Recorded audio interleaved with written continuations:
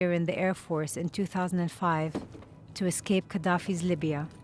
He has been struggling to find work in Europe ever since and to stay out of reach of the regime's hitmen. للأسف الشديد يعني شهائدنا من ليبيا سواء كان طبيب من ليبيا متخرج من ليبيا أو طيار، شهايد غير معترف بهم وبالتحديد هنا في بلجيكا نظام التعليم عندهم عالي جدا. طبيعة العمل الذي كنت أقوم به في ليبيا يعني السرب اللي كنت أشتغل به هو سرب مضاد للغواصات، يعني مراقبة الشواطئ، حماية الشواطئ الليبية من أي هجمة قد تكون من البحر أو عبر الغواصات، بحاول رصد تحرك الغواصات في البحر. على سبيل المثال لما تم إعدام خميس الغناي، خميس الغناي من أحد القبائل الموالية للقذافي تم إعدامه وحضروا لنا هذا الشريط وشاهدناه شبه بالقوة، يعني حضروا لنا أنك لازم تحضر وتشاهد هذا الشريط فقط لترهيب.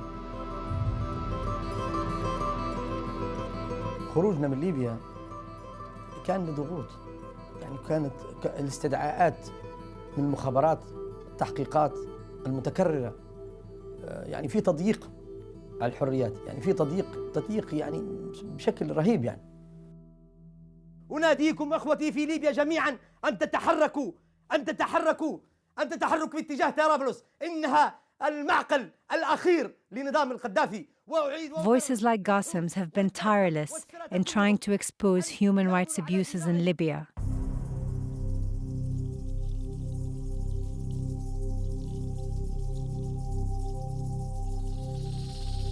But as Gaddafi posed less of a threat to the West, governments there lost interest in his abuse of human rights.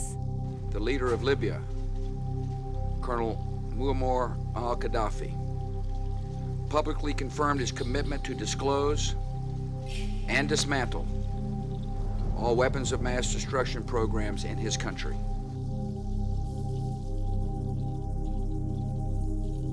In 2003, Libya gave up its ambitions to develop nuclear weapons to become Europe's fourth largest oil producer. When Libya came out of the cold, and I hear a lot of foreign people talking about how Gaddafi has changed. As far as Libyans are concerned, Gaddafi hasn't changed the slightest. And who has to feel shame? The people who bowed to him and kissed his hand. I did not bow to him, and I did not kiss his hand. Unfortunately, foreign governments, they bowed to him and they kissed his hand, like they're kissing the hand of a saint. He's very erratic, very irresponsible, and everyone knows, but because he's pumping oil, because he has control over that oil, people are willing to dismiss anything he does. Libya's oil fields now lie in the eastern half of the country Gaddafi has lost to the uprising. In his battle to remain, Gaddafi has set his people against one another.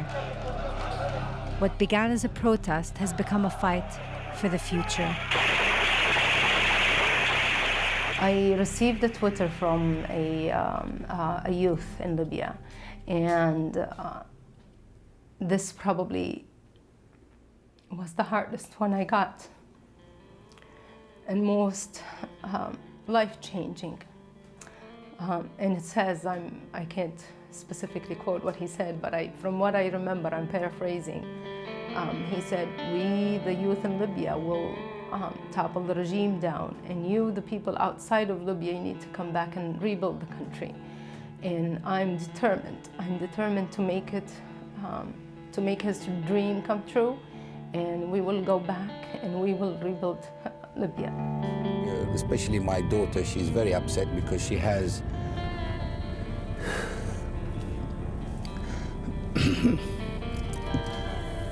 she said to me, why we can't go home, Dad?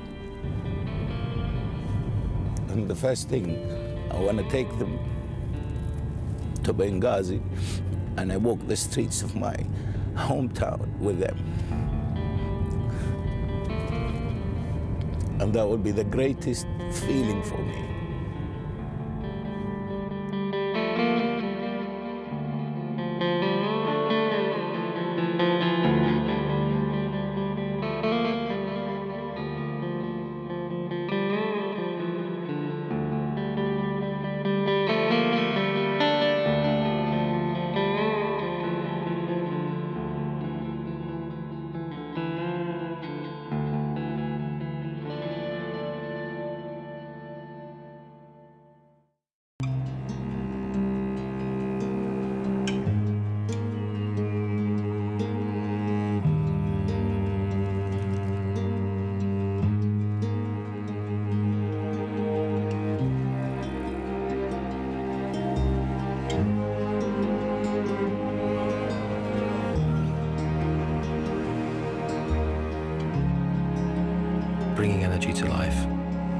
Raskas, the power of the drop. From local traders to international finance, it's commerce that makes the world go round. For global companies and developing markets, communication is the currency, and information is the most valuable commodity. Counting the cost at this time on Al Jazeera.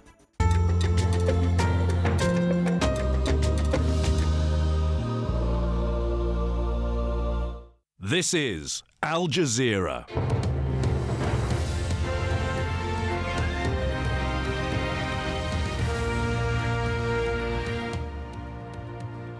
Welcome to the News Hour, live from Doha. I'm Imran Garta from Al Jazeera News Centres in Doha, London and Washington, D.C., as well as our teams on the ground in Libya, Egypt and Bahrain. These are the main stories. Reporting from the front line in the battle for Libya, we talk to the opposition forces trying to take down Muammar Gaddafi. Battles for the country are moving ever closer to Gaddafi's stronghold in the capital. I'm Felicity Barr in London with the latest news from Europe, including Al Jazeera reveals how a British diplomatic team, which included special forces, was released after being detained in Benghazi. I'm Nick Clark in Washington with news from the Americas. We don't want troops on the ground. They don't want troops on the ground. That would be counterproductive. A top US Democrat signals that military intervention in Libya has been ruled out for now, but preparations should be made for a no-fly zone.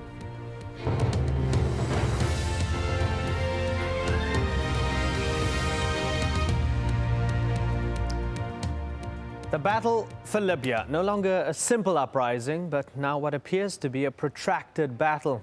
Some even going so far as to call it the beginning of a civil war. Let's show you the front lines. Starting in the east, we've got reports of clashes between pro- and anti-Gaddafi forces in Tobruk. In Benghazi, which is the seat of the uprising, the rebels say they are in control. There's fighting in the oil-producing town of Ras Lanuf over there, as well as Bin Jawad over there.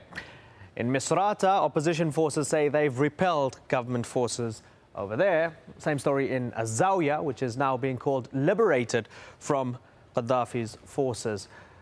It's a completely different story in the capital, Tripoli, where there have been celebrations after the government claimed it has crushed